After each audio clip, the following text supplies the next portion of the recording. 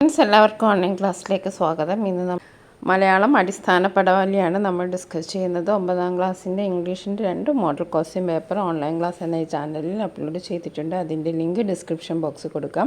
അപ്പോൾ നമുക്കറിയാം, സമയം 1.5 മണിക്കൂറാണ്. സ്കോർ 40 മാർക്കാണ്. ആദ്യത്തെ 15 മിനിറ്റ് സമാശ്വാസ സമയമാണ്. ഈ സമയത്ത് ചോദ്യങ്ങൾ മനസ്സിലാക്കാൻ ശ്രമിക്കുക. ഉത്തരം എഴുതുമ്പോൾ സ്കോർ, സമയം എന്നിവ പരിഹരിക്കണം. ഇനി ആദ്യത്തെ ചോദ്യം നോക്കാം. 1 മുതൽ 5 വരെയുള്ള ചോദ്യങ്ങൾ ഏതാണ്ട് 4 എണ്ണം എഴുതിയാൽ മതി. 1 ഓപ്ഷനാണ്. ഈ യാത്ര എല്ലാ അർത്ഥത്തിലും എനിക്കൊരു ഹിമാലയം യാത്രയായിരുന്നു. അടിവരയിട്ട ശൈലി കൊണ്ട് അർത്ഥമാക്കുന്നത് എന്ത്? ഹിമാലയത്തിലേക്കുള്ള യാത്ര, ഭാരമില്ലാത്ത യാത്ര, കഠിന യാത്ര, കാഴ്ചകൾ കൊണ്ടുള്ള യാത്ര. അപ്പോൾ എനിക്കൊരു ഹിമാലയം യാത്രയായിരുന്നു എന്നതുകൊണ്ട് ഉദ്ദേശിക്കുന്നത് എന്താ? കഠിന യാത്രയായിരുന്നു എന്നാണ്. കഠിന യാത്ര. ഇനി അടുത്തത്, ഐന്ദ്രിയ അനുഭൂതികൾ എന്ന പദം വിഗ്രഹിക്കുമ്പോൾ ഇന്ദ്രിയങ്ങളും അനുഭൂതികളും, ഇന്ദ്രിയങ്ങളിലെ അനുഭൂതി, ഇന്ദ്രിയങ്ങൾ നൽകുന്ന അനുഭൂതി, ഇന്ദ്രിയത്തിലെ അനുഭൂതി. അപ്പോൾ ഐന്ദ്രിയ അനുഭൂതികൾ എന്ന പദം വിഗ്രഹിക്കുമ്പോൾ കിട്ടുന്ന ഉത്തരം ഇന്ദ്രിയങ്ങൾ നൽകുന്ന അനുഭൂതി. മൂന്നാമത്തെ ചോദ്യം നോക്കാം. അപ്പൂപ്പൻ താടിയെ പക്ഷികളുടെ ഗണത്തിൽ മനുഷ്യൻ ഉൾപ്പെടുത്താത്തത് അവയ്ക്ക് ചിറകുകൾ ഇല്ലാത്തതിനാൽ, വിത്തിനെ വഹിക്കുന്നതിനാൽ, അധിക ദൂരം പറക്കാത്തതിനാൽ, ജീവൻ ഇല്ലാത്തത്. ശരിയായ ഉത്തരം എന്താണ്? അവയ്ക്ക് ചിറകുകൾ ഇല്ലാത്തതിനാൽ. ഇനി 4ാമത്തെ ചോദ്യം. അന്നേരം മുതൽ എന്തെന്നറിയാത്ത ഭീതി ഒരു മണിയനീച്ചയെ പോലെ എൻ്റെ മനസ്സിൽ വലയം വെച്ചു തുടങ്ങി. മണിയനീച്ചയെ പോലെ എന്ന പ്രയോഗം അർത്ഥമാക്കുന്നത് വെറുപ്പ്, പക, അസ്വസ്ഥത, സന്തോഷം. എന്താണ്? അസ്വസ്ഥതയാണ്. ഇനി 5ാമത്തെ ചോദ്യം. മൺകൂനകൾക്കിടയിലൂടെ എന്ന പാഠഭാഗം ഏത് സാഹിത്യ വിഭാഗത്തിൽ പെടുന്നു? ചെറുകഥ, യാത്രാവിവരണം, നോവൽ, അനുഭവകഥ. ഏതാണ്? നോവൽ എന്ന വിഭാഗത്തിൽ പെടുന്നു. മൺകൂനകളിലൂടെ എന്ന പാഠഭാഗം നോവലാണ്. ഇനി നമുക്ക് അടുത്ത ചോദ്യം നോക്കാം. 6 മുതൽ 8 വരെയുള്ള ചോദ്യങ്ങൾ ഏത് 2 എണ്ണത്തിന് ഉത്തരം എഴുതിയാൽ മതി. 2 മാർക്ക് വീതമാണ്. അർബാബിൻ്റെ വണ്ടി രൂപം എങ്ങനെയുള്ളതായിരുന്നു? ലഘു വിവരണം തയ്യാറാക്കുക. ഏറ്റവും പഴക്കം ചെന്ന ഒരു വണ്ടി. ഡോറും ബോണറ്റും ടോപ്പും ഒക്കെ പെയിൻ്റ് ഇളകി തുരുമ്പ് പിടിച്ചിരിക്കുന്നു. ഡോറുകളിലെ ലോക്ക് നഷ്ടപ്പെട്ട് കയറുകൊണ്ട് കെട്ടിവെച്ചിരിക്കുകയാണ്. സീറ്റിൻ്റെ കുഷൻ ഇളകി കമ്പികൾ വെളിയിൽ കാണാമായിരുന്നു. അടുത്ത ചോദ്യം നോക്കാം. കുഞ്ഞിനെ എന്നപ്പോൾ വിത്തിനെ മടിയിൽ വെച്ച് എന്ന പ്രയോഗത്തിൻ്റെ പൊരുൾ ചർച്ച ചെയ്യുക. നിസ്വാർത്ഥവും ആത്മാർത്ഥവുമായ സ്നേഹം എന്നാണ് ആ വാചകത്തിൻ്റെ പൊരുൾ.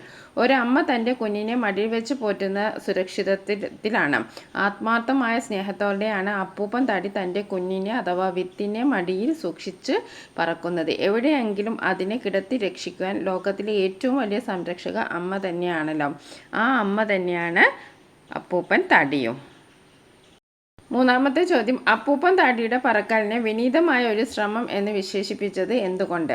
അപ്പൂപ്പൻ താടി പറക്കുന്നത് ഇളം കാറ്റിൻ്റെ സഹായത്താലാണ്. വളരെ പതുക്കെ, ലക്ഷ്യമില്ലാതെ പറക്കുന്നത് കൊണ്ടാവാം, അതിനെ കാറ്റിൽ അലയുന്നത് കൊണ്ടാവാം കവി അപ്പൂപ്പൻ താടിയുടെ പറക്കലിനെ വിനീതമായ ഒരു ശ്രമം എന്ന് വിശേഷിപ്പിച്ചത്.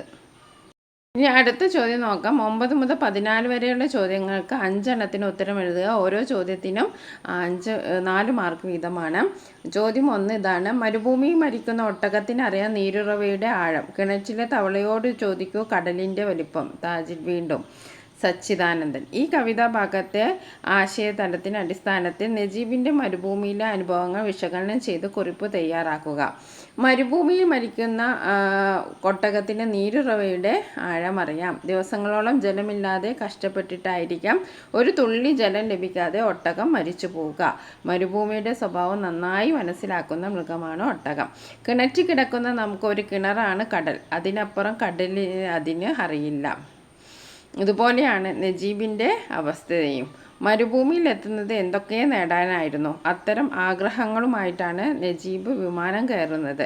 ഭൂമിയിൽ നീരുറവ കാണാതെ മരിക്കുന്ന ഒട്ടകത്തെ പോലെ താൻ കിടക്കുന്ന കിണറാണ് കടലെന്ന് കരുതുന്ന തവളയെ പോലെ നജീബ് ജീവിതത്തിൻ്റെ അന്തരാള ഘട്ടത്തിലേക്ക് താഴാൻ പോവുകയാണ്.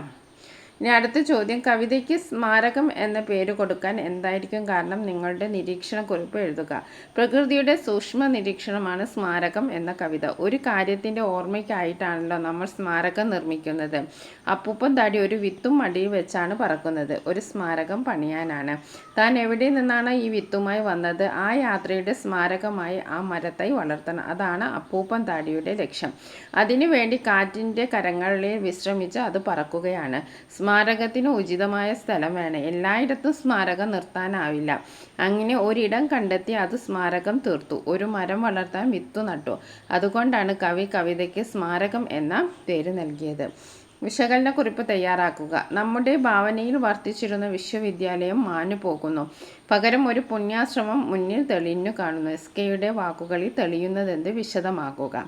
ശാന്തി നികേതനത്തിലെത്തിയിട്ട് ഒരു ഗ്രാമീണനോട് എസ്.കെ ചോദിച്ചു, ഈ ശാന്തി നികേതനം എവിടെയാണ്? അയാൾ പുഞ്ചിരിച്ചുകൊണ്ട് പറഞ്ഞു, ശാന്തി നികേതനം ഈ കാണുന്നതാണ്. എസ്.കെ അത്ഭുതപ്പെട്ടു. ബനാറസ് ഹിന്ദു യൂണിവേഴ്സിറ്റി പോലെ വലിയ കെട്ടിട സമുച്ചയങ്ങളും കളിസ്ഥലങ്ങളും ഒക്കെയുള്ള ഒരു യൂണിവേഴ്സിറ്റി ആയിരിക്കും വിശ്വഭാരതി എന്നാണ് എസ്.കെ ധരിച്ചത്. ഇത് നിരവധി ചെറിയ കുടിൽ പോലെയുള്ള കെട്ടിടങ്ങൾ ഉള്ള ഇടയ്ക്കു വയലും പച്ചക്കറിത്തോട്ടങ്ങളുമുള്ള ഒരു പ്രദേശം. പൂർണ്ണമായി പറഞ്ഞ ഒരു പുണ്യാശ്രമത്തിൻ്റെ പ്രതീതിയാണ് അവിടെ കാണുന്നത്. ഒച്ചയും ബഹളവും അധികമില്ല, നിശബ്ദതയും സൗകുമാര്യതയും മാത്രം. പരിസരത്തെ വിശാലതകളിൽ കുറേ വീടുകൾ. ആ ഓരോ വീടും ഓരോ വിഷയങ്ങൾ പഠിപ്പിക്കുന്ന ഇടങ്ങളാണെന്നറിയുമ്പോൾ അത്ഭുതപ്പെട്ടു പോകും. എസ്.കെ സ്വയം പറയുന്നു. ഒരു കോളേജിൻ്റെ സ്വഭാവത്തെ കൂറ്റൻ കെട്ടിടങ്ങളായിരുന്നുവെങ്കിൽ ആ ഗ്രാമത്തെ നഷ്ടപ്പെടുമായിരുന്നു. 1-2 പഠനാലയങ്ങൾ എസ്.കെ നേരിട്ട് കാണുന്നു. അവയുടെ സമ്പൂർണ്ണ വിവരം നൽകുന്നു. ഒന്ന് കലാഭവനം. ചിത്രകലയിൽ പരിശീലനം നടക്കുന്നു. ഇനി അടുത്ത ചോദ്യം, ഇവിടെയുണ്ട് ഞാൻ എന്നറിയിക്കാൻ മധുരമായൊരു കൂവൽ മാത്രം മതി. ലളിതം. ഈ വരിയുടെ ആശയം കൂടി പരിഗണിച്ച് സ്മാരകം എന്ന കവിതയ്ക്ക് ആസ്വാദനം തയ്യാറാക്കുക. പി രാമചന്ദ്രൻ്റെ ഒരു കവിതയാണ് ലളിതം. അതിലെ 2 വരികളാണ് ഇവിടെ നൽകിയിരിക്കുന്നത്. ഞാൻ ഇവിടെ വസിക്കുന്നുണ്ട് എന്നറിയിക്കാൻ എനിക്ക് ഒത്തിരി സംസാരമൊന്നും വേണ്ട. എല്ലാവരും ഇഷ്ടപ്പെടുന്ന ഒരു കൂവൽ മാത്രം മതി. തീരെ ലളിതമായ ഒരു പ്രചരണായുധമാണ് ഈ കൂവൽ. മറ്റൊന്നിൻ്റെയും സഹായം ഇതിന് ആവശ്യമില്ല. സ്മാരകമായി അപ്പൂപ്പൻ താടി തൻ്റെ വിത്തിനെ ഒരു സ്ഥലത്ത് വിക്ഷേപിക്കാൻ കൊണ്ടുപോവുകയാണ്. ഒരു കൂവൽ പോലെ അത്രമേൽ സ്വാഭാവികമായി അത്രമേൽ ലാളിത്യത്തോടെ ചെയ്യുന്ന ഒരു കർമ്മം. പറക്കാൻ തുടങ്ങുമ്പോൾ തൻ്റെ ഭാരക്കുറവിൽ അഭിമാനം തോന്നി അപ്പൂപ്പൻ താടിക്ക്. ഇളം കാറ്റിൻ്റെ താങ്ങിൽ അവൻ പറന്നു നടന്ന് എവിടെയെങ്കിലും ഒന്ന് ഇറക്കി വയ്ക്കണം വിത്തിനെ. താൻ സ്മാരകമായി ഒരു വൃക്ഷം അവിടെ വളർന്നു വരണം. അതായിരുന്നു അപ്പൂപ്പൻ താടിക്ക് ആവശ്യം. ഒരു കൂവൽ കൊണ്ട് താൻ ഇവിടെയുണ്ടെന്ന് അറിയിക്കാൻ ഒരാൾക്ക് എത്ര നിസ്സംഗതയുണ്ടോ അതുതന്നെയാണ് അപ്പൂപ്പൻ താടിക്കും ഉള്ളത്. ഇനി അടുത്ത ചോദ്യം, 15 മുതൽ 17 വരെയുള്ള ചോദ്യങ്ങൾക്ക് ഏതെങ്കിലും 2 എണ്ണത്തിന് ഉത്തരം എഴുതിയാൽ മതി. 6 മാർക്ക് വീതമാണ്. നമുക്ക് 16ഉം 17ഉം ചോദ്യത്തിൻ്റെ ഉത്തരം നോക്കാം. വഞ്ചിതരാകുന്ന പ്രവാസികളുടെ പ്രതിനിധിയാണ് നജീബ്. പ്രവാസ ജീവിതത്തിൻ്റെ സാധ്യതകളും പരിമിതികളും എന്ന വിഷയത്തിൽ മുഖപ്രസംഗം തയ്യാറാക്കുക. 17ാമത്തെ ചോദ്യം, മനുഷ്യൻ സ്വയം സ്മാരകങ്ങൾ പണിയുന്ന വർത്തമാനകാലത്ത് സ്മാരകം എന്ന കവിത നൽകുന്ന പാഠങ്ങൾ വ്യക്തമാക്കി ഉപന്യാസം തയ്യാറാക്കുക. അപ്പോൾ നമുക്ക് 3ാമത്തെ ചോദ്യത്തിൻ്റെ ഉത്തരം നോക്കാം. പ്രകൃതിയിൽ നിന്നുള്ള കൗതുകങ്ങളും കാഴ്ചകളും ബിംബങ്ങളും അനുഭവങ്ങളും അതിസൂക്ഷ്മമായി അവതരിപ്പിക്കുന്ന കവിയാണ് വീരാൻകുട്ടി. അത്തരമൊരു കവിതയാണ് സ്മാരകം. അപ്പൂപ്പൻ താടിയുടെ യാത്രയാണ് കവി ഇവിടെ പ്രമേയമായി സ്വീകരിച്ചിരിക്കുന്നത്. സ്മാരകം എന്ന കവിതയിൽ അപ്പൂപ്പൻ താടിയുടെ പറക്കത്തെ അറിവില്ലായ്മയുടെ ഭാരക്കുറവിൽ അത് പറക്കുന്നു എന്നാണ് സൂചിപ്പിച്ചിരിക്കുന്നത്. തൻ്റെ പരിധിയിൽ തൻ്റേതായ ലോകത്ത് അപ്പൂപ്പൻ താടിയും അതിൻ്റേതായ യാത്ര നടത്തുന്നുണ്ട്. ഭാവിയെക്കുറിച്ചുള്ള വലിയ സ്വപ്നമോ പ്രതീക്ഷയോ ആശങ്കയോ അതിൻ്റെ യാത്രയെ ബാധിക്കുന്നില്ല. വിനീതമെങ്കിലും ധീരമാണ് ആശ്രമം എന്നാണ് കവി ആ യാത്രയെ വിശേഷിപ്പിക്കുന്നത്. ഈ അറിവില്ലായ്മയുടെ ഭാരക്കുറവ് അതിനെ മുന്നോട്ട് നയിക്കുന്നു. ധീരമായ അതിൻ്റെ ശ്രമം ഒരു പരിധി കഴിയുമ്പോൾ വീണു പോകുമായിരിക്കും. അതിൻ്റെ സ്മാരകമായി ഒരു മരം ഉയർന്നു വന്നേക്കാം. ആരും അറിയാതെ ആ മരം വളർന്നു നിന്നേക്കാം. ഇനി അടുത്തത് നമുക്ക് ആടുജീവിതത്തെക്കുറിച്ചുള്ള ഒരു എഡിറ്റോറിയൽ കുറിപ്പാണ് തയ്യാറാക്കേണ്ടത്. 6 മാർക്കിനാണ് ചോദ്യം. 60കളിൽ മുതൽ ഗൾഫ് രാജ്യങ്ങളിലെ സുവർണ തീരങ്ങൾ തേടി മലയാളി യാത്ര തുടങ്ങിയതു മുതൽ അവരുടെയും നാടിൻ്റെയും ജീവിതക്രമത്തിലും പുരോഗതിയിലും മാത്രമല്ല സാഹിത്യരൂപങ്ങളിലും അവ പ്രതിഫലിക്കാൻ തുടങ്ങി. പ്രവാസ ജീവിതത്തിലെ വൈവിധ്യപൂർണമായ അനുഭവങ്ങളും സങ്കീർണതകളും വ്യത്യസ്ത തലങ്ങളിൽ ആവിഷ്കരിക്കപ്പെട്ടു. അത്തരം പ്രവാസം എഴുത്തിന് തികച്ചും വ്യത്യസ്തമായ ഒരു ആവിഷ്കാരമായാണ് ആടുജീവിതം എന്ന നോവൽ പുറത്തിറങ്ങിയത്. ആടുജീവിതം എഴുതാനിടയ സാഹചര്യം നോവലിസ്റ്റ് തന്നെ പറഞ്ഞു വെച്ചിട്ടുണ്ട്. നജീബ് എന്ന വ്യക്തിയുടെ പച്ചയായ ജീവിതത്തിന്മേൽ എഴുത്തുകാരൻ തൻ്റെ ജീവിതത്തിൽ നിന്നും സ്വാംശീകരിച്ച അനുഭവങ്ങളും കാഴ്ചകളും സ്വപ്നങ്ങളും ദർശനവുമെല്ലാം ചേർത്ത് വെച്ച് പുതിയൊരു അനുഭവതലമാക്കി അതിനെ മാറ്റുന്നു. വലിയ സ്വപ്നങ്ങളുമായി സൗദി അറേബ്യയിൽ ജോലിക്കായി പോയി വഞ്ചിക്കപ്പെട്ട് മരുഭൂമിയിലെ ഒരു ആട് വളർത്തൽ കേന്ദ്രത്തിലെ ദാരുണ സാഹചര്യത്തിൽ അടിമപ്പണി ചെയ്യേണ്ടി വന്ന നജീബ് എന്ന മണൽ വാരുന്ന തൊഴിൽ ചെയ്ത് കേരളത്തിൽ ജീവിച്ച ഒരു യുവാവിൻ്റെ കഥയാണ് ആടുജീവിതം. വൃത്തിഹീനമായ സാഹചര്യത്തിൽ ആടുകളെയും ഒട്ടകങ്ങളെയും പരിപാലിച്ച് 3 വർഷം അവിടെ അടിമപ്പണി ചെയ്തു ജീവിക്കുകയും അവസരം ഒത്തു വന്നപ്പോൾ രക്ഷപ്പെടുകയും ചെയ്ത നജീബിൻ്റെ കഥയാണ് ആടുജീവിതം. നോവലിൽ നജീബിൻ്റെയും രചയിതാവിൻ്റെയും ജീവിതങ്ങൾ കെട്ടുപിണഞ്ഞ് നിൽക്കുന്നു. കൂടുതൽ ടെക്സ്റ്റ് ബുക്ക് വായിച്ച കൂടുതൽ കാര്യങ്ങൾ നിങ്ങൾക്ക് ഉൾപ്പെടുത്താം. താങ്ക്